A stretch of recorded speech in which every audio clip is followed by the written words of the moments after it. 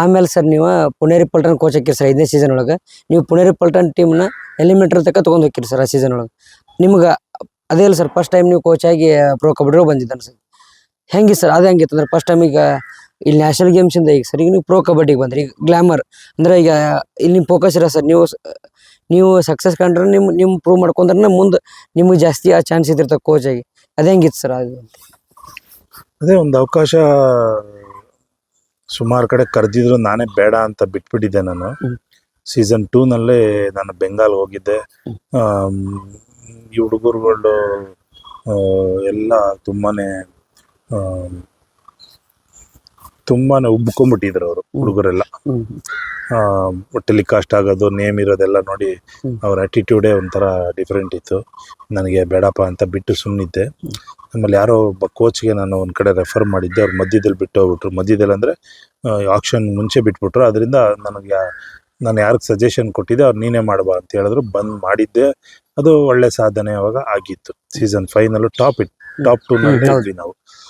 ಆ ಸಂದರ್ಭದಲ್ಲಿ ನಾವು ಚಾಂಪಿಯನ್ ಆಗಕ್ಕಾಗಲಿಲ್ಲ. ಪಟ್ನಾ ಮೇಲೆ ಸೋತ್ವಿ. ಪಟ್ನಾ ಮೇಲೆ ಲಾಸ್ಟ್ ನಾವು 6 ನಿಮಿಷಕ್ಕೆ ನಾವು 11 ಪಾಯಿಂಟ್ ಲೀಡ್ ಇದ್ವಿ. 11 ಪಾಯಿಂಟ್ ಲೀಡ್ ಇದ್ವಿ. ಆ ಲೋನ ಎತ್ಕೊಂಡಿದ್ವಿ. ಇಬ್ರು ಉಳಿದಿದ್ರು. ಎತ್ತಿದ್ರೆ 14-15 ಪಾಯಿಂಟ್ ಲೀಡ್ ಆಗ್ತಾ ಇದ್ರು. ಅವ್ರು ಗೆಲ್ಲಿಕ್ಕೆ ಚಾನ್ಸೇ ಇರ್ತಿರ್ಲಿಲ್ಲ.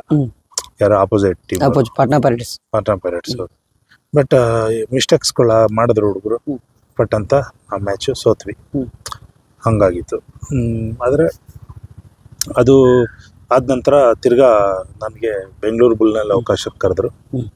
ಉದಯ್ ಸಿಂಗ್ವಾಲ್ ಅಂತ CEO ಆಗಿದ್ರು. ಅವ್ರು ಬಂದು ಕರೆದು ಇಲ್ಲಿ ಬನ್ನಿ, ಇಲ್ಲೇ ಟೀಮ್ ಮಾಡಿ ಅಂತ ಹೇಳಿದ್ರು. ಆವಾಗ ಬಂದು ನಾನು ಪವನ್ ಶೇರಾವತ್ನ ಕರ್ತಂದೆ. ಮತ್ತೆ ಆಮೇಲೆ ಕಾಶಿಲಿಂಗ ಆಡ್ಕೆ ತಂದೆ. ಅದೇ ಕ್ವಶನ್ ಸರಿ. ಅಂದ್ರೆ 6ನೇ ಸೀಸನ್ ನಾವು ಕಬಡ್ಡಿನ ಭಾಳ ಫಾಲೋ ಮಾಡ್ತಿದ್ವಿ ಸರ್. ಅವಾಗ 6ನೇ ಸೀಸನ್ ಒಳಗೆ ನಾವು ಟೀಮ್ ನೋಡಕತ್ತಿದ್ವಿ. ಕಾಶಿಲಿಂಗ್ ಅಡಿಕೆ, ರೋಹಿತ್ ಕಿರೀಟನಾಗಿದ್ರೆ ಕಾಣುತ್ತೆ. ಅವ್ರಿಬ್ರೇ ಹೆಸರುಗಳು. ಉಳಿದವ್ರು ಯಾರು ಗೊತ್ತಿಲ್ಲ. ಯಂಗ್ ಪ್ಲೇಯರ್ಸ್ ಎಲ್ಲರೂ ದೊಡ್ಡ ಟೀಮ್ ಮಾಡ್ಯಾರ. ಇದೇನು ಬೆಂಗಳೂರು ಏನು ಹೆಸರೇ ಇಲ್ಲ. ಹೆಂಗ್ ಟೀಮ್ ಮಾಡಿದ್ರು ಈ ಸಲ ಏನು ಗೆಲ್ತಾರೆ, ನನ್ನ ಪ್ರಕಾರ ಲಾಸ್ಟ್ ಹೋಗ್ತಾರೆ ನಾವು ಅನ್ಕೊಂಡಿದ್ವಿ. ಆ ಟೀಮ್ ಹೋಗಿ ಕಪ್ ಗೆದ್ದು ಬಿಡಿ ಸರ್. ಶಾಕ್ ಆಗಿಬಿಡ್ತು ನಮ್ಗಂದ್ರೆ. ಅಂದ್ರೆ ನೀವು ಹೆಂಗ್ ಪ್ಲೇಯರ್ಸ್ ಇಟ್ಕೊಂಡು ಗೆಲ್ತಾನೋ ಸ್ಟ್ರಾಟಜಿ ಯಾವ ಥರ ಐತೆ ಸರ್ ನಿಮ್ಗೆ ಅಂತ? ಏನಿಲ್ಲ, ಅದು ಬೆಂಗಳೂರು ಬುಲ್ಸ್ಗೆ ನಾನು ಕರೆದಾದ ನಂತರ ನಾನು ಒಂದೇ ರೋಹಿತ್ ಇದ್ದಾರೆ. ರೋಹಿತ್ ಒಳ್ಳೆ ಪ್ಲೇಯರು. ಇನ್ಯಾರಾದ್ರೂ 2 ರೈಡರ್ನ ಹಾಕೊಬೇಕು ಒಳಗಡೆ. ಬಟ್ ಸಪೋರ್ಟಿಂಗ್ ಮಾಡುವಂಥ ರೈಡರ್ಗಳನ್ನೇ ಹಾಕ್ಬೇಕು. Rohit ankle hold, follow catch ಇವೆಲ್ಲ ಮಾಡ್ತಾರೆ. ಸೆಕೆಂಡ್ ಮ್ಯಾನಿಂದ ಓಡೋಗಿ ಸಿಂಗಲ್ ಬ್ಲಾಕ್ ಮಾಡೋದು ಎಲ್ಲ ಅದು ಕೆಲವೊಂದು ಸ್ಕಿಲ್ಸ್ಗಳು ರೋಹಿತ್ ಚೆನ್ನಾಗಿತ್ತು. ಸರಿ, ನಾನು ಮತ್ತೆ ಯಾರನ್ನಾದ್ರೂ ಕರ್ಕೊಬರ್ಬೇಕಂತ ಪವನ್ ಸಿಕ್ಕಿದ್ರು ನನಗೆ ಒಂದು ಏರ್ಪೋರ್ಟಲ್ಲಿ. ಅವ್ರ ಹತ್ರ ಡಿಸ್ಕಷನ್ ಮಾಡಿದ್ದೆ. ಆಗ ಉದಯ್ ಸಿಂಗ್ವಾಲ್ ಹತ್ರ ಮಾತಾಡಿದೆ, ಪವನ್ ತಗೊಳ್ಳಿ ಅಂತ. ಇಲ್ಲ, ನಮ್ಮ ಟೀಮಲ್ಲಿ ಇದ್ರು ಇವರು ಹಿಂದೆ ಅಲ್ಲ, ನಿಮ್ಗೆ ಬೇಕಾ ಇವರು ಅಂತ. ಇಲ್ಲ, ಬೇಕು ಅಂತ ಹೇಳ್ಬಿಟ್ಟು ನಾನು ತಗೊಂಡೆ. ಪವನ್ ಬಂದರು. ಕಾಶಿಲಿಂಗ ಆಡ್ಕೆನೂ ಸಿಕ್ಕಿದ್ರು ಭಾಳ ಕಮ್ಮಿಗೆ. ಅವ್ರನ್ನು ತಗೊಂಡ್ಬಿಟ್ವಿ. ಸಿಕ್ಕಿದ್ರೆ ಅದು ಟೀಮು ಟೋಟಲಿ ಸೆಟ್ ಆಗೋಯ್ತು. ಬಟ್ ಒಬ್ಬರು ಹೇಳಿದ್ರು ಆಗ ಏನಂತ, ಈ ಟೀಮ್ 12ನೇ ನಂಬರು, ಈ ಟೀಮ್ ಏನೂ ಇಲ್ಲ, ಏನೂ ಮಾಡೋಕ್ಕಾಗಲ್ಲ ಅಚೀವ್ಮೆಂಟು, ಹಾಗೆ ಹೀಗೆ ಅಂತ ಹೇಳಿದ್ರು. ಆನ್ ದಿ ಪೇಪರ್ ಓವರಲ್ ಆಗೇ ಹೇಳ್ತಿದ್ರು. ಹೇಳ್ದಾಗ ನಾನು ಹೇಳಿದೆ, ನೋಡುವ, ಇದನ್ನ ಮಾಡಕ್ ಪ್ರಯತ್ನ ಮಾಡುವ, ಆಗಲ್ಲ ಅನ್ನೋದೇನಿದೆ, ಪ್ರಯತ್ನ ಮಾಡೋಣ ಚೆನ್ನಾಗಿ ಟೀಮ್ ಮಾಡ್ಲಿಕ್ಕೆ ಅಂತ ತಗೊಂಡು 2 ತಿಂಗಳು ಕೋಚಿಂಗ್ ಕ್ಯಾಂಪ್ನಲ್ಲಿ ಸ್ವಲ್ಪ ಚೆನ್ನಾಗಿ ಸ್ಕಿಲ್ ವೈಸ್ ಹೇಳ್ಕೊಂಡು ಬಂದೆ. ಡಿಫೆಂಡರ್ ಅವ್ರಿಗೆಲ್ಲ ನಾನಾಗಿದ್ದಂಥ ಟೀಮ್ನಲ್ಲಿ ಇದ್ದಂಥ ಡಿಫೆಂಡರು ಆ ಸೀಸನ್ ಅಷ್ಟೇ ನೇಮ್ ಮಾಡಿದವ್ರು. ಇನ್ನು ಮತ್ತೆ ಮಾಡಲೇ ಇಲ್ಲ. ರಾಜು ಲಾಲ್ ಚೌಧರಿ ಅಂತ right corner, left corner Amit Sheran, right cover Ashish Sangwan, left cover Mahender. ಇವ್ರನ್ನೆಲ್ಲ ಇಟ್ಕೊಂಡು ನಾವು ಚಾಂಪಿಯನ್ ಮಾಡ್ಬಿಟ್ವಿ ಆ ಟೀಮ್ನ. ಅದು ಭಾಳ ಅಂದ್ರೆ ಫಸ್ಟ್ ಲೀಡ್ ಇದ್ದಿರ್ಲಿಲ್ರಿ. ಸೆಕೆಂಡ್ ಹಾಫ್ನಾಗ ಫುಲ್ ಲೀಡ್ ಬಂದು ನಾವೆಲ್ಲ ನಾವೆಲ್ಲ ಅವಾಗ ಮ್ಯಾಚ್ ಎಲ್ಲ ಹೊರಗಡೆ ಕುಂದು ನೋಡತ್ತಿದ್ವಿ ಟಿವಿ ಒಳಗೆ. ಭಾಳ ಖುಷಿ ಆಗಿತ್ತು. ಸ್ಟಾರ್ಟಿಂಗ್ ಭಯ ಇತ್ತು, ಆಮ್ಯಾಗ ಎಲ್ಲ ನಾವಂತರ ಫುಲ್ ಖುಷಿ ಪಟ್ಟಿದ್ವಿ. ನೆಕ್ಸ್ಟ್ ಸರ್, ನೀವು ಇದಾದ್ಮ್ಯಾಗ ಮತ್ತೆ ನೀವು ಇದಕ್ಕೆ ಹೋಗ್ತೀರಿ ಬೆಂಗಾಲ್ ವಾರಿಯರ್ಸ್. ಅಲ್ಲಿ ಬೆಂಗಾಲ್ ವಾರಿಯರ್ಸ್ ಚಾಂಪಿಯನ್ ಆಕೈತಿ. ಆಮೇಲೆ ನೀವು ಪುಣೇರಿ ಪಲ್ಟನ್ಗೆ ಹೋಗ್ತೀರಿ. 1 ವರ್ಷ ನೋಡು ಗ್ಯಾಪ್ ತಗೋತೈತಿ. ಆಮೇಲೆ ಪುಣೇರಿ ಪಲ್ಟನ್ ಚಾಂಪಿಯನ್ ಆಕೈತಿ. ನೀವು ಹೋಗಿ ಟೀಮ್ಗಳೆಲ್ಲ ಆಲ್ಮೋಸ್ಟ್ ಚಾಂಪಿಯನ್ ಆಗ್ಯಾವ್ರಿ. ನಮ್ಮ ಪ್ರಕಾರ ನೋಡಿದ್ರೆ PKL ಹಿಸ್ಟ್ರಿ ಒಳಗೆ ನೀವೇ ಸಕ್ಸಸ್ಫುಲ್ ಕೋಚ್ ಅಂತೇಳಿ. ಅಂದರೆ ಇದು ಬೆಂಗಳೂರು ಬುಲ್ಸಿಂದ ಹೋದ ಮ್ಯಾಗ ನೀವು ಆ ಎರಡು ಚಾಂಪಿಯನ್ ಮಾಡ್ತೀರಿ. ಅದು ಯಾವ ಥರ ಯಾವ್ದಿತ್ತು ಅಂದ್ರೆ, ಇಲ್ಲದ್ರೆ ನಮ್ಮ ಬೆಂಗಳೂರು ಅಂತಿತ್ತು. ಈಗ ನೀವು ಹೋಗಿ ಹೊರಗಡೆ ಹೋಗ್ಬೇಕು, ಅಲ್ಲಿ ಬೇರೆ ಭಾಷೆನೂ ಅಂದ್ರೆ ಅವ್ರಿಗೆ ನೀವು ಅವ್ರೊಳಗೆ ಹೇಳ್ಬೇಕು. ಅದು ಹೆಂಗಿತ್ತು ಅಂತೇಳಿ ಎಕ್ಸ್ಪೀರಿಯನ್ಸ್? ಏನಿಲ್ಲ, ಇದರಿಂದ ಹೋದ ನಂತರ ನಾನು ಇಲ್ಲೇ ಇರಲಿಕ್ಕೆ ಇಷ್ಟಪಟ್ಟಿದ್ದೆ. ಇರ್ಲಿಕ್ಕೆ ಆಗಲಿಲ್ಲ ಇಲ್ಲಿ. ಸರಿ, ಬೇರೆ ಎಲ್ಲರೂ ಹೋಗಿರ್ಬೇಕಲ್ಲ ಅಂತ ಬೆಂಗಾಲ್ಗೆ ಹೋದ್ವಿ. ಬೆಂಗಾಲ್ನಲ್ಲಿ ಎಲ್ಲ ನೋಡಿದೆ ಇದ್ದಿದ್ದು ಟೀಮ್ ಹೇಗಿದೆ ಅಂತ ಇನ್ಯಾವುದಾದ್ರೂ ಕೆಲವೊಬ್ರು ಪ್ಲೇಯರ್ಗಳನ್ನ ಸೇರಿಸ್ಕೊಂಡು ಮಾಡಬೇಕು ಅಂತೇಳಿ ಪ್ರಪಂಚನ ಮತ್ತು ಜೀವ ಕುಮಾರ್ನ ಸುಖೇಶ್ನೆಲ್ಲ ತಂದೆ ಆ ಟೀಮಲ್ಲಿ. ಆಮೇಲೆ ರಿಂಕು ನರ್ವಾ ಲೆಫ್ಟ್ ಕಾರ್ನರ್ ತಂದೆ. ಹಿಂಗೆಲ್ಲ ಟೀಮಲ್ಲಿ ತಂದು ಸ್ವಲ್ಪ ಡಿಫ್ರೆಂಟಾಗಿ ಅವ್ರಿಗೆ ಹುಡುಗರಿಗೆ ಹೇಳ್ಕೊಟ್ಟು ಆ ಸಲನೂ ಚಾಂಪಿಯನ್ ಆಯಿತು ಟೀಮ್. ನೆಕ್ಸ್ಟ್ ಅದಾದಮೇಲೆ ಸೀಸನ್ 10ನಲ್ಲಿ ಪುನೇರಿ ಪಲ್ಟನ್ ಹೋದೆ.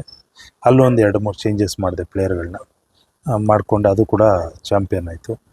ಖುಷಿ ಆಯಿತು. ಒಟ್ಟಾರೆ ನಾವು ಹೋಗಿದ್ದೆಲ್ಲೋ ಸಕ್ಸಸ್ ಆಗ್ತಾಯಿದೆ ಅಂತ. ಸಕ್ಸಸ್ ಆಗಲಿಕ್ಕೆ ನಾನೇನು ಬೆವರು ಸುರಿಸಿದ್ನಲ್ಲ ಕಬಡ್ಡಿಗೆ, ಆ ಬೆವರು ಸುರಿಸಿದ ದೇವರ ಆಶೀರ್ವಾದ, ಸ್ವಲ್ಪ ಲಕ್ಕಿತ್ತು. ಮತ್ತು ಜನಗಳು ಕೂಡ ನನಗೆ ಯಾರು ದುಃಖ ಪಡಲಿಲ್ಲ. ನಾನು ಭಾಳ ಓವರ್ ಶೋ ತೋರಿಸೋದಾಗಲಿ ಟಿ ವಿ ಮುಂದೆ ಕ್ಯಾಮ್ರಾಗಳ ಮುಂದೆ ಅದು ಯಾವುದೂ ನಾನು ಮಾಡಲಿಲ್ಲ.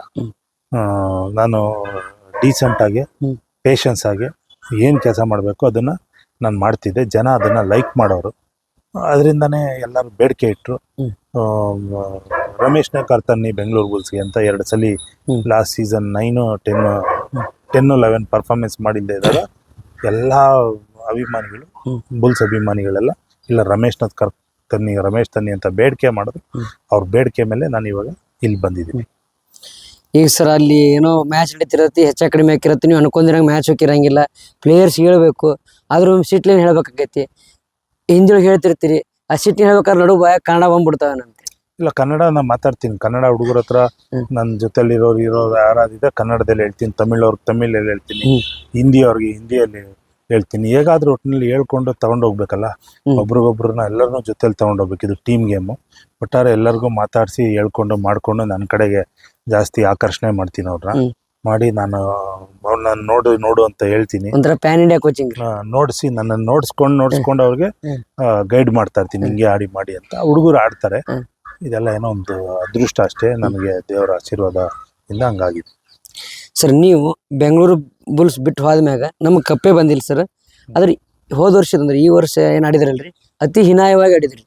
ಅಂದ್ರೆ ಒಂದು ಮ್ಯಾಚ್ ಗೆಲ್ಲಕ್ಕೂ ಕಷ್ಟಪಡ್ತಿದ್ರು. ಅಂದ್ರೆ ಈ ಪರ್ಫಾರ್ಮೆನ್ಸ್ ಇಂದ ಕಾರಣ ಏನಿರ್ಬೋದು ಅಂತ ನೀವು ಊಹೆ ಮಾಡಿ? ಅದು ಏನೇನು ಕಾರಣ ಇರುತ್ತೋ ಏನೋ, ಅವರು ಹಿಂದೆ ಆಡಿದ್ರು, ಏನು ಆಡಿದ್ರು ಹುಡುಗರು, ಏನು ಬಿಟ್ಟರು, ಅದು ಹೆಂಗೆ ಆಡಿದ್ರು ಅಂತ ಏನೋ ಅದ್ರ ಬಗ್ಗೆ ನಾನು ಯೋಚನೆ ಮಾಡಿ ಏನು ಪ್ರಯೋಜನ ಇದೆ? ಕಳೆದೋಗಿರೋದ್ರ ಬಗ್ಗೆ ನಾವು ಮಾತಾಡೋದು ಅವಶ್ಯಕತೆ ಇಲ್ಲ. ಅದೆಲ್ಲ ನಮ್ಮ ಬೆಂಗಳೂರು ಬುಲ್ಸ್ ಅಭಿಮಾನಿಗಳಿಗೆ ಅದು ಸಂತಸ ತಂದಿಲ್ಲ. ಆ 2 ಸೀಸನ್ ಅವ್ರಿಗೆ ಖುಷಿ ಆಗಲಿಲ್ಲ, ಥ್ರಿಲ್ ಕಿಕ್ ಬರಲಿಲ್ಲ ಅವರು ಅಭಿಮಾನಿಗಳಿಗೆ ಆಗಲಿ ಎಲ್ಲರಿಗೂ.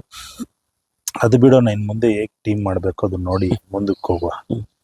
ಈ ವರ್ಷ ನೀವು ಬೆಂಗಳೂರು ಬುಲ್ಸ್ ಟೀಮ್ ಇನ್ಚಾರ್ಜ್ ನೀವೇ ತೊಗೊಂಡ್ಬಿಟ್ಟಿರಿ, ಎಲ್ಲ ನಿಮ್ಮ ಕೈಯಾಗ ಐತಿ. ಯಾವ ಥರ ಪ್ರಿಪ್ರೇಷನ್ ಮಾಡ್ಕೊಳಕತ್ತೀರಿ ಸರ್ ಈ ಸಲ ಆಕ್ಷನ್ಗೆಲ್ಲ? ಈಗ ಬೆಂಗಳೂರು ಬುಲ್ಸ್ ಫುಲ್ ಇನ್ಚಾರ್ಜ್ ಏನಲ್ಲ, ನಾನು ತರಬೇತಿದಾರನಾಗಿ ಮಾಡ್ತೀನಿ.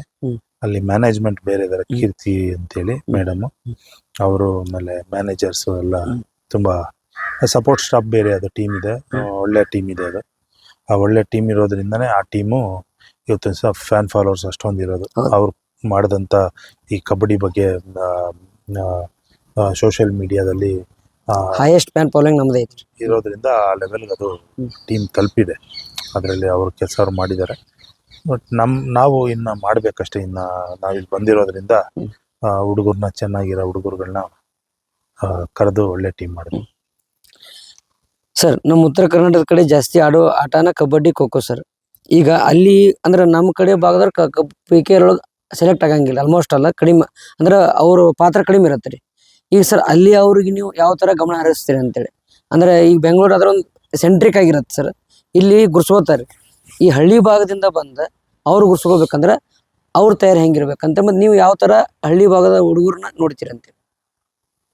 ಸೊ ನೋಡಿ, ಹೋದ ವರ್ಷ ನಾನು ಒಬ್ಬ ಹಳ್ಳಿಯವರೇ, ಉತ್ತರ ಕರ್ನಾಟಕದವ್ರೆ, ಸತ್ಯಪ್ಪ ಮೇಟಿ ಅಂತ ಒಂದು ಹುಡುಗ, ಯಾರೋ ನನಗೆ ಹೇಳಿದ್ರು ಹಿಂಗೆ ಅಂತೇಳಿ. ನಮ್ಮ ಹಿಂದೆ ಸೆಕ್ರೆಟರಿ ಇದ್ದಂಥ ಮುನ್ರಾಜು ಅವರು ಕೂಡ ನನಗೆ ಹಿಂಗಿದ್ದಾರೆ ಅಂತ ಹೇಳಿದ್ರು. ಮತ್ತೆ ಒಬ್ಬ ಸಂಜೀವ್ ಅಂತ ಬೆಳಗಾಂ ಹುಡುಗ, ಒಬ್ಬ ನಮ್ಮ ಉತ್ತರ ಕರ್ನಾಟಕ ಭಾಗದಲ್ಲಿ ಹುಡುಗ ಚೆನ್ನಾಗಿ ಆಡ್ತಾನೆ, ಬಂದು ನಿಲ್ಲಕ್ ಬಿಡಲ್ಲ, ಹೊಡಿತಾನೆ ಅಂತ ಹಂಗಂದ್ರು. ಸರಿ ಅಂತ ಹುಡುಗನ ಕರೆದು ಪೂನಾ ಕ್ಯಾಂಪಲ್ಲಿ ಹಾಕೊಂಡು ನೋಡಿದೆ. ಚೆನ್ನಾಗಿ ಆಡ್ತಿದ್ದ. ಯಾರೋ ಒಬ್ರು ಇಂಜುರಿ ಆದ್ರು, ಆ ಪ್ಲೇಸ್ ಮೇಲೆ ಅಲ್ಲಿ ಇವರು ಸತ್ಯಪ್ಪ ಮೇಟಿನ ಹಾಕೊಂಡೆ. ನಾನು ಹಾಕಿದ್ದೀನಿ, ಸುಮಾರು ಜನಕ್ಕೆ ನಾನು ಅವಕಾಶಗಳು ಮಾಡಿಕೊಟ್ಟಿದ್ದೀನಿ. ಆ ಹುಡುಗರುಗಳು ಬೇರೆ ಬೇರೆ ಟೀಮ್ಗಳಲ್ಲಿದ್ದಾರೆ, ಈಗಲೂ ಇದ್ದಾರೆ, ಹಿಂದೆ ಇದ್ದು ಅವರು ಬಿಟ್ಟಿದ್ದು ಇದೆ. ಎಲ್ಲಾದರೂ ಒಂದು ನನ್ನ ಕಡೆಯಿಂದ ಅನುಕೂಲ ಮಾಡ್ತಾ ಇದ್ದೀನಿ. ಪ್ರತಿಭೆ ಇದ್ದರೆ ನಾನು ಖಂಡಿತ ಯಾರನ್ನೂ ಬಿಡಲ್ಲ. ಬಟ್ ನಮ್ಮ ಕರ್ನಾಟಕದವರೇ ಇರಬೇಕು ಅಂತೇಳಿ ನಾನು ಇದು ಮಾಡ್ಕೊಳ್ಳೋದಿಲ್ಲ. ಏನು ಜಾಸ್ತಿ ತಗೊಂಡು ಮಾಡೋದು ಚಿನ್ನದ ಸೂಜಿ ಅಂತೇಳಿ ನಾವು ಇದು ಮಾಡ್ಕೊಳ್ಳಿಕ್ಕಾಗಲ್ಲ. ಅದರಿಂದನೇ ನಾನು ಪ್ರತಿಭಾನ್ವಿತರಿಗಂತೂ ಚಾನ್ಸ್ ಕೊಡ್ತೀನಿ, 100% ಚಾನ್ಸ್ ಕೊಡ್ತೀನಿ.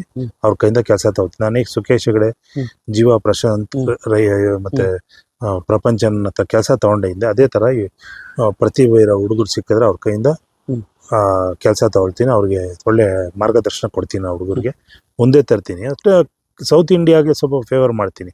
ಸೌತ್ ಇಂಡಿಯನ್ ಮಕ್ಕಳಿಗೆ ಅವ್ರಿಗೆ ಸ್ವಲ್ಪ ಫೇವರ್ ಮಾಡಿ ಆ ಹುಡುಗರನ್ನ ಮುಂದೆ ತಗೊಂಡು ಹೋಗ್ಲಿಕ್ಕೆ ಎಲ್ಲ ಥರದ ಪ್ರಯತ್ನಗಳು ಮಾಡ್ತೇನೆ. ಸರ್ ನೀವು ಹಿಂದೆ ಅಂದ್ರೆ ನ್ಯಾಷನಲ್ ಗೇಮ್ಸ್ ಟೈಮಿಂದ ಹೇಳಕತ್ತಿದ್ರಿ ಹರಿಯಾಣದವ್ರು ಭಾಳ ಸ್ಟ್ರಾಂಗ್ ಇದ್ರು ಅಂತೇಳಿ. ಹರಿಯಾಣದೊಳಗೆ ಅಂದ್ರೆ ಸರ್ ನೀವು ಅಂದ್ರೆ ಯಾವ ಥರ ಇದು ನೋಡ್ತೀರಿ ಅಂತೇಳಿ ಹರಿಯಾಣದಾಗ ಅಂದ್ರೆ ಈಗ ನಾವು ಅಂದ್ರೆ ಪ್ರೋ ಕಬಡ್ಡಿ ನೋಡಿದ್ರಿ ಸರ್, ನಾವು ಬೆಂಗಳೂರು ಬುಲ್ಸ್ನ ಒಂದು 7 ಮಂದಿ ಹರಿಯಾಣದವ್ರು ಇರ್ತಿದ್ರಿ. ಅಂದ್ರೆ ಹರಿಯಾಣದಾಗಿಂದ ಆ ಕಲ್ಚರ್ ಹಂಗೈತೆ ಇಲ್ಲ ಅದನ್ನ ಅಡಾಪ್ಟ್ ಮಾಡ್ಕೊಳಕ್ ಬರತ್ತೇನೆ ಅಂತೇಳಿ ಕರ್ನಾಟಕದಾಗ? ಇಲ್ಲ, ಅವ್ರು ಏನಂದ್ರೆ ಒಬ್ರಿಗೊಬ್ರು ಸಪೋರ್ಟ್ ಮಾಡ್ಕೊಬಿಡ್ತಾರೆ. ಕಷ್ಟದಲ್ಲಿದ್ದಾಗೆಲ್ಲ ಒಟ್ಟಾಗ್ಬಿಡ್ತಾರೆ. ಆಮೇಲೆ ಸುಖ ಎಲ್ಲಿದ್ದಾಗ್ಲೂ ಅಷ್ಟೇ ಒಬ್ಬೊಬ್ರಿಗೆ ಹೇಳ್ಕೊಂಡು ಅವ್ರವ್ರ ಹುಡುಗರನ್ನ ಹಾಕೊಳ್ಳಿಕ್ಕೆ ಪ್ರಯತ್ನ ಮಾಡ್ತಾರೆ. ಒಟ್ಟಾರೆ ಅಲ್ಲಿ ಪ್ಲೇಯರ್ ಕೂಡ ಬರ್ತಾರೆ. ಅಲ್ಲಿ ಪ್ಯೂರ್ಲಿ ವೆಜಿಟೇರಿಯನ್ ಅವರು ಯಾರು ಹರಿಯಾಣದವರೆಲ್ಲ. ಅವರಲ್ಲಿ ಆ ನೀರಲ್ಲ ಒಂದು ದೊಡ್ಡ ಶಕ್ತಿ ಇದೆ ಅಂತ ಅನ್ಕೊಂತೀನಿ. ಅಲ್ಲಿ ನೀರಲ್ಲಿ ಹುಡುಗರುಗಳು ಬಹಳ ಪವರ್ಫುಲ್ ಹುಡುಗರುಗಳು ಅಲ್ಲಿ ಉತ್ಪತ್ತಿ ಆಗ್ತಾ ಇದ್ದಾರೆ. ಆ ಅವಕಾಶನ ಗಿಟ್ಸ್ಕೊಂತಾ ಇದ್ದಾರೆ. ಅದು ಬಿಟ್ರೆ ಮಹಾರಾಷ್ಟ್ರದವರು, ಅದು ಬಿಟ್ರೆ ತಮಿಳ್ನಾಡು, ಸೌತ್ ಅಲ್ಲಿ ಈ 3 ಕಡೆನೂ ಟೀಮ್ಗಳು ಡೆವಲಪ್ಮೆಂಟ್ ಆಗ್ತಾ ಇವೆ. ಹರಿಯಾಣದವ್ರು ಇದ್ರೆ ಗೆಲ್ಲೋದು ಅಂತ ಏನಿಲ್ಲ, ಯಾರು ಬೇಕಾದ್ರೂ ಪ್ರೂವ್ ಮಾಡ್ಬೋದು. ಅದನ್ನ ನಾನು ಸೀಸನ್ 6 ಪ್ರೂವ್ ಮಾಡಿದ್ದೀನಿ, 7 ಪ್ರೂವ್ ಮಾಡಿದ್ದೀನಿ, ಮತ್ತೆ 9, 10 ಪ್ರೂವ್ ಮಾಡಿ ತೋರಿಸಿದ್ದೀನಿ. ಯಾರು ಬೇಕಾದ್ರೂ ಆಡ್ಗೆಲ್ಬೋದು. ಒಟ್ಟಾರೆ ಮಿಕ್ಸ್ ಇರಬೇಕು. ಒಂದೇ ಕಡೆ ಇದ್ರೆ ಏನಾಗುತ್ತೆ, ಗ್ರೂಪಿಸಮ್ ಆಗುತ್ತೆ. ಎಲ್ಲ ಮಿಕ್ಸ್ ಹುಡುಗರು ಇದ್ರೆ ಅಚೀವ್ ಮಾಡ್ತಾರೆ. ಈಗ ನೀವು ಪ್ರೋ ಕಬಡ್ಡಿ ನೋಡಾಕತ್ತಿದ್ದು ನೀವು ಕೆಲ ಕೋಚಿಂಗ್ ಮಾಡಿದ್ರಿ ಮ್ಯಾಗ ಸರ್, ನಿಮಗೆ ಈಗ ಪ್ರೆಸೆಂಟ್ ಬೆಸ್ಟ್ ಪ್ಲೇಯರ್ ಯಾರು ಅನ್ನಿಸ್ತಾರೆ ಮತ್ತೆ ಯಾಕೆ? ಸರ್ ಬೆಸ್ಟ್ ಪ್ಲೇಯರ್ ಅಂತ ಹೇಳಲಿಕ್ಕೆ ಬರೋದಿಲ್ಲ. ಟೀಮ್ ಇಷ್ಟ ಆಗಿದ್ದು ಟೀಮ್ ಗೇಮ್ ಆಡುವಂತ ಹುಡುಗರು ಬೆಸ್ಟ್ ಪ್ಲೇಯರ್ಸ್. ಟೀಮ್ ಗೇಮ್ ಸುಮಾರು ಜನ ಆಡಿದ್ದಾರೆ, ಆಡಿಲ್ಲ ಅಂತ ಹೇಳಂಗಿಲ್ಲ. ನನಗದೆಲ್ಲ ಖುಷಿಯಾಗಿದೆ. ಮುಖ್ಯವಾಗಿ ಹೇಳ್ಬೇಕಂದ್ರೆ ಸಾದುಲು ಬೆಸ್ಟ್ ಪರ್ಸನ್ ಕಬಡ್ಡಿಗೆ. ಅವನು ಯಾವ್ದು ಕಮಿಟ್ ಇಲ್ಲ, ಯಾರ ಮಾತು ಕೇಳಲ್ಲ. ಅವ್ನು ಜಿನೇನ್ ನ್ಯಾಯಬದ್ಧವಾಗಿ ಹೋಗ್ತಾನೆ. ವಾಮ ಮಾರ್ಗ ಯೂಸ್ ಮಾಡಲ್ಲ. ಅವ್ನು ನ್ಯಾಯವಾಗಿ ಏನಿದೆ ಅದೇ ದುಡ್ಡೆಲ್ಲ ನಾನು ಖುಷಿ ಪಡ್ತೀನಿ. ಮತ್ತೆ ನಾನು ಯಾರ ಮಾತು ಕೇಳೋನಲ್ಲ. ನನ್ನ ಟೀಮ್ ಗೇಮ್ ನಾನು ಆಡ್ತೀನಿ. ನಾನು 100 ಆಗ್ಬೇಕು ಅದು ಇದು ಅಂತ ಯೋಚನೆ ಮಾಡಲ್ಲ. ಒಟ್ಟಾರೆ ನನ್ನ ಟೀಮ್ ಗೆಲ್ಬೇಕು ಅದನ್ನ ಯೋಚನೆ ಮಾಡ್ತೀನಿ. ಅದೊಂದು ಅವನ ಮೇಲೆ ಖುಷಿ ಇದೆ ನನಗೆ. ಆ ಹುಡುಗನ ಮೇಲೆ ದೊಡ್ಡ ಭವಿಷ್ಯ ಇದೆ. ಅಂತ ಹುಡುಗರು ಭವಿಷ್ಯ ಇದೆ ಕಬಡ್ಡಿಯಲ್ಲಿ. ನೀವು ಕರ್ಕೊಂಡ್ಬಂದಂಥ ಪವನ್ ಶರಾವತ್ ರೀ, ನೀವು ಅಲ್ಲಿ ಮಟ್ಟ ಪವನ್ ಶರಾವತ್ ಯಾರತ್ತೋ ಗೊತ್ತಿರಲಿಲ್ಲ. ಹಿಂದಿನ ಸೀಸನ್ ಗುಜರಾತ್ರಾಗಿದ್ರು ಅಷ್ಟುಕಟ್ಟೆ ಯೂಸ್ ಮಾಡ್ಕೊಂಡು ಬಿಟ್ಟಿದ್ರು. ನೀವು ಕರ್ಕೊಂಬಂದ ಪವನ್ ಶರಾವತ್ ಈಗ ರೀ ನನ್ನ ಪ್ರಕಾರ ನೀವು ನಿಮ್ಮಿಂದನೇ ಅನ್ಬೋದು. ಅಂದ್ರೆ ಅವ್ರ ಟ್ಯಾಲೆಂಟ್ ನೀವು ಗುರ್ಸ್ಕೊಂಡಿರಿ ತಂದಿರಿ. ಈಗ ಒಂಥರ ಪವನ್ ಶರಾವತ್ ಸ್ಟಾರ್ ಪ್ಲೇಯರ್. ಅಂದ್ರೆ ಪವನ್ ಶರಾವತ್ ಒಳಗಿಂದ ಏನು ಅಂದ್ರೆ ಯಾವ ಟ್ಯಾಲೆಂಟ್ ನೋಡಿ ನೀವು ಅವ್ರನ್ನ ನಮ್ಮ ಟೀಮಿಗೆ ಕರ್ಕೊಂಬರ್ಬೇಕು, ನಮ್ಮ ಟೀಮಿಗೆ ಆಡಿಸ್ಬೇಕಂತ ಅನಿಸ್ತು? ಪವನ್ ಶರಾವತ್ 10 ಸೆಕೆಂಡಲ್ಲಿ ರೈಡ್ ಮಾಡ್ಬಿಡ್ತಾನೆ. 5-6 ಸೆಕೆಂಡಲ್ಲಿ ಬೇಕಾದ್ರೆ 1 ಪಾಯಿಂಟ್ 2 ಪಾಯಿಂಟ್ ತಂದ್ಬಿಡ್ತಾನೆ. ತುಂಬಾ ಫಾಸ್ಟ್ ರಿಸಲ್ಟ್ ಕೊಡ್ತಾನೆ ಗ್ರೌಂಡಲ್ಲಿ. ಬೇಗ ಹೋಗಿ ಬೇಗ ರಿಸಲ್ಟ್ ಮಾಡ್ಕೊಂಡ್ ಬಂದ್ಬಿಡ್ತಾನೆ. ಅದು ಸ್ವಲ್ಪ ಅಡ್ವಾಂಟೇಜ್ ಜಾಸ್ತಿ ಇರುತ್ತೆ. ಆಪೋನೆಂಟ್ ಟೀಮ್ ಅವ್ರಿಗೆ ಗಾಬರಿ ಆಗ್ಬಿಡುತ್ತೆ. ಕೆಲವರು 30 ಸೆಕೆಂಡ್ಸ್ ಒಡ್ಡಾಡಿ ಮುಟ್ಕೊಂಡು ಅದು ಇದು ಮಾಡ್ಕೊಂಡ್ ಬರ್ತಾರೆ. ಇವನು ಹೋಗಿ ಒಂದು ಲೆವೆಲ್ಗೆ ಒಂದು ಪೊಸಿಷನ್ ಕೊಟ್ಟು ಟಕ್ಕಂದು ಅಟ್ಯಾಕ್ ಮಾಡಿ ಟಚ್ ಮಾಡಿ ಬೋನಸ್ ಮಾಡಿ ಬರ್ತಾನೆ. ಅದು ಅವನಿಗೆ ಪ್ಲಸ್ ಪಾಯಿಂಟ್. ಅದು ಆ plus point Bengaluru Bulls season 6 ಉಪಯೋಗಕ್ಕೆ ಬಂತು. ಅದು ಅವ್ರಿಗೆ ನಮ್ಮ ಟೀಮಿಗೂ ಆಯ್ತ್ರಿ, ಅವ್ರಿಗೆ ಅದು ಪ್ಲಸ್ ಪಾಯಿಂಟ್. ಅವರು ಭಾಳ ಅಂದ್ರೆ ಈಗಂತರೂ ಪ್ರದೀಪ್ ನರ್ವಾಲ, ಪವನ್ ಶರಾವತ್ ಅಂದ್ರೆ ಸ್ಟಾರ್ ಪ್ಲೇಯರ್ ಆಗ್ಬಿಟ್ರಿ. ನೆಕ್ಸ್ಟ್ ಸರ್, ಈಗ ಅಂದ್ರೆ ನೀವು ಹೇಳ್ಕೊಂತ ಬಂದ್ರಿ ಇದ್ರ ನಡುವೆ ಎಲ್ಲ ನಮಗೆ ಕನ್ನಡಿಗರ ನಮಗೆ ಒಬ್ಬ BC ರಮೇಶ್ ಸರ್ ಬೇಕು ನಮಗೆ ಕೋಚ್ ಅಂತೇಳಿ ಹೇಳೋದಂತಂದ್ರಿ. ಅಂದ್ರೆ ಒಂದು ದೊಡ್ಡ ಫ್ಯಾನ್ ಬೇಸ್ ಐತೆ ನಮ್ಮ ಬೆಂಗಳೂರು ಬುಲ್ಸ್ದ. ನೀವು ಬೆಂಗಳೂರು ಬುಲ್ಸ್ ಅಭಿಮಾನಿಗಳಿಗೆ ಏನು ಹೇಳಕ್ಕೆ ಇಷ್ಟಪಡ್ತೀರಿ ಅಂತ? ಅಭಿಮಾನಿಗಳಿಗಷ್ಟೇ, ನೀವು ಈ ಬಾರಿ ನಾನು ಒಳ್ಳೆ ತಂಡ ಕಟ್ತೀನಿ, ನಮ್ಮನ್ನು ವಿಶ್ವಾಸ ಮಾಡಿ. ನಾನು ನಿಮ್ಮನ್ನು ಭಾಳ ಇಷ್ಟಪಡ್ತೀನಿ. ಯಾಕಂದರೆ ಇಡೀ ದೇಶದಲ್ಲೇ ಹೈಯೆಸ್ಟ್ ಫ್ಯಾನ್ ಫಾಲೋವರ್ಸ್ ಇರೋದು ನೀವು ಬೆಂಗಳೂರು ಬುಲ್ಸ್. ತುಂಬಾ ಸಪೋರ್ಟ್ ಕೊಟ್ಕೊಳ್ತಾ ಹಿಂದೆಯಿಂದ ಬಂದಿದ್ದೀರಿ, ಮುಂದಕ್ಕೂ ಕೊಡ್ತೀರಾ ಅನ್ಕೊಂಡಿದ್ದೀನಿ. ನನಗೂ ನಿಮ್ಮ ಒಂದು ಆಶೀರ್ವಾದ, ಪ್ರೋತ್ಸಾಹ, ಸಲಹೆ ನನಗೆ ಅವಶ್ಯಕತೆ ಇದೆ. ಆ, ನೋಡಿ ಇನ್ನೂ ಹೆಚ್ಚಿನ ಸಂಖ್ಯೆಯಲ್ಲಿ ನಮ್ಮ ಸ್ನೇಹಿತರುಗಳು ಬಂದು ಬಾಂಧವರಿಗೆ ಕಬಡ್ಡಿ ನೋಡ್ಲಿಕ್ಕೆ ಹೇಳಿ, ಕಬಡ್ಡಿ ಬರಲಿ, ನಮ್ಮ ದೇಶೀಯ ಕ್ರೀಡೆ ಮುಂದೆ ಬರಲಿ ಅಂತ ಕೇಳ್ಕೊಂತೀನಿ. ನೆಕ್ಸ್ಟ್ ಸರ್, ಈಗ ನಿಮ್ಮ ಮಗ ಕೂಡ ಕಬಡ್ಡಿ ಪ್ಲೇಯರ್. ನಿಮ್ಮ ಮಗನ ಕಬಡ್ಡಿ ಆಟ ಹೇಗಿದೆ ಸರ್? ಇಲ್ಲ, ಇನ್ನು ಈಗ ಲರ್ನಿಂಗ್, ಈಗ ಒಂದು 2 ಇಯರ್ಸಿಂದ 2.3 ಇಯರ್ಸಿಂದ ಆಡ್ತಾ ಇದ್ದಾನೆ. ನನ್ನ ನಿರೀಕ್ಷೆ ಲೆವೆಲಲ್ಲಿ ಅವನು ಆಡ್ತಿದ್ದಾನೆ ಅಂತ ನಾನು ಹೇಳಲ್ಲ. ಅವನ ಕೈಲಿ ಆಗಿದ್ದು ಅವ್ನು ಪ್ರಯತ್ನ ಮಾಡ್ತಿದ್ದಾನೆ. ನಮ್ಮ ಪೀರಿಯಡಲ್ಲಿ ನಮ್ಗಿದ್ದಿದ್ದು ಫುಡ್ಡು ಮತ್ತು ನಮ್ಮ ಇದೇ ಬೇರೆ. ಈಗ ಅವ್ರು ಆಡ್ತಿರೋದೇ ಬೇರೆ. ಈ ಮ್ಯಾಟ್ ಮೇಲೆ ಆಡ್ತಿರೋದ್ರಿಂದ ಅವ್ರದ್ದೇ ಆದಂಥ ಪ್ರಯತ್ನ ಮಾಡ್ತಿದ್ದಾನೆ ಅವನು. ಯಾವ ಲೆವೆಲ್ಗೆ ರೀಚ್ ಆಗ್ತಾನೋ ಏನೋ ಆ ದೇವ್ರ ಇಚ್ಛೆ ಅಷ್ಟೇ ಅದು. ಬಟ್ ಅವ್ನ ಗೇಮ್ ಇದ್ದರೆ ನಾನು ಸಪೋರ್ಟ್ ಮಾಡ್ತೀನಿ ಅಷ್ಟೇ. ಈಗ ಸರ್, ನೆಕ್ಸ್ಟ್ ಕ್ವಶನ್ ಏನಂದ್ರೆ, ನೀವು ನಿಮ್ಮ ಜೀವನದ ಕಂಡಂತ ಅತಿ ದೊಡ್ಡ ಕನಸು ಯಾವುದು, ಅದು ಈಡೇರೈತೇನಂತ? ಇಲ್ಲ, ಅತಿ ದೊಡ್ಡ ಕನಸು ಅಂದರೆ ಏನು ಕನಸಿದೆ?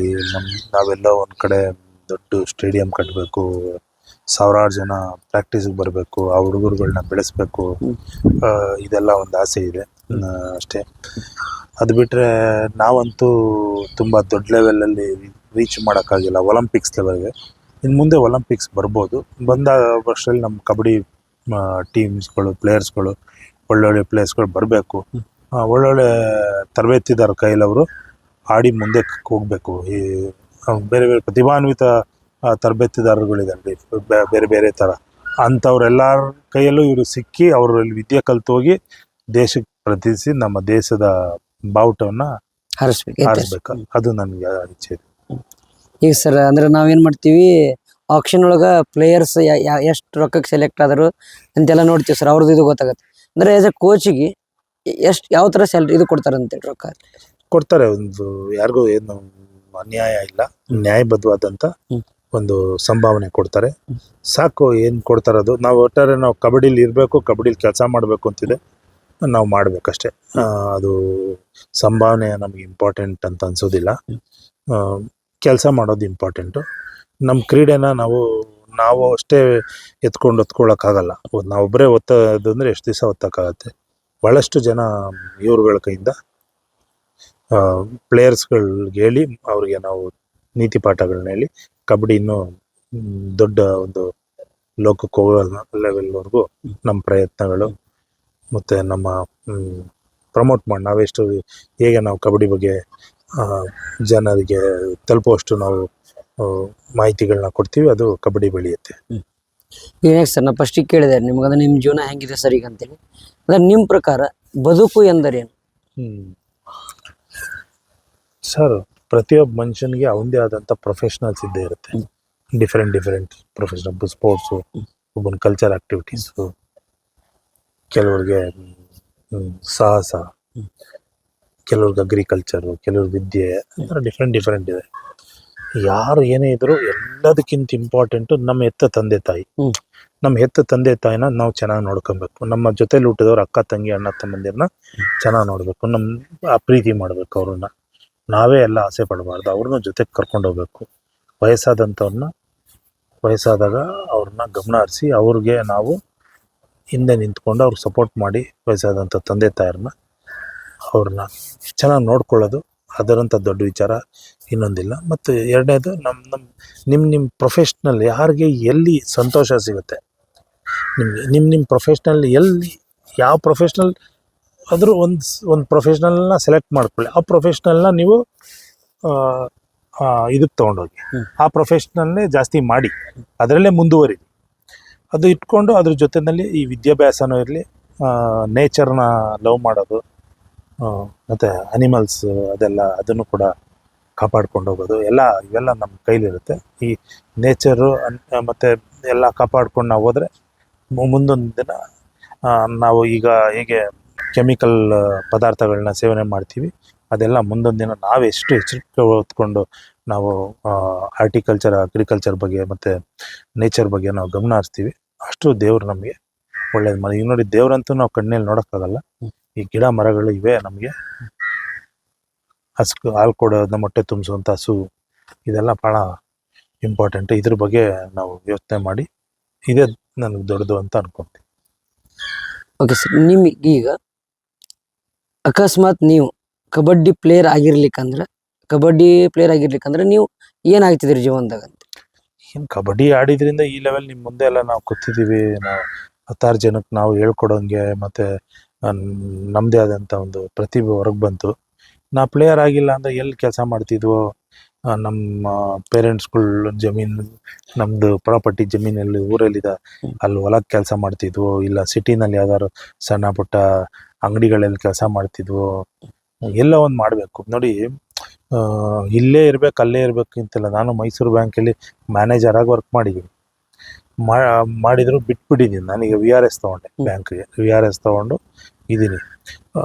ಎಲ್ಲಾದರೂ ಹೆಂಗಾದ್ರೂ ಬದುಕಬೇಕು ಅಂದರೆ ಏನಾದರೂ ಕಷ್ಟ ಬಿಟ್ಕೊಂಡು ಕಷ್ಟಪಟ್ಟರೆ ಅವನ ಜೀವನದಲ್ಲಿ ಏನಾದರೂ ತಿನ್ಕೊಂಡು ಬದುಕ್ಬೋದು. ಏನು ಕೆಲಸ ಮಾಡಿದ್ರು, ಯಾವ ಕೆಲಸ ಮಾಡ್ತೀವಿ ಅದ್ರಲ್ಲಿ ತೃಪ್ತಿ ಪಡಬೇಕು.